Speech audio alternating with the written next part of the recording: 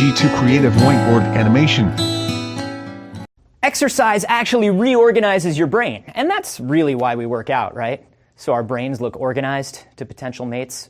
And a new report from a team at Princeton University has found that when you exercise, your brain actually reorganizes itself to handle stress better. We've known for a while that exercise can help your mental health, but it's sort of been a mystery as to why. It almost contradicts physical findings. See, while previous psychological studies have shown that physically active people are less stressed, studies on the actual structure of the brain show that exercise promotes the growth of neurons in the ventral hippocampus, the area that regulates anxiety.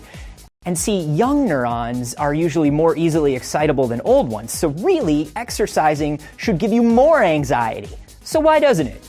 In the study, the researchers took some super active mice and some super lazy mice and surprised them by dunking them into cold water. The brains of the two groups behaved differently. The lazy mice had an increase in what's called immediate early genes. These are these genes that get turned on instantly and short term when a neuron is fired. And the active mice didn't have those genes turn on, even though they had more excitable neurons. And it's because their brains released more of a neurotransmitter called GABA, which is known to keep the excitable bits of the brain in check. Evolutionarily speaking, this is a pretty amazing thing, and here's why. Think about fight or flight instinct. If you're in better physical shape, your body doesn't need to go into overdrive to give you the strength you need to get out of trouble. You've already got it. But if you're in bad shape, your body wants to get you into the most worked up state it can so you have a better chance of getting out of trouble safely. Here in modern society, those old survival triggers can get activated by simple day-to-day stresses, especially since our lives are spent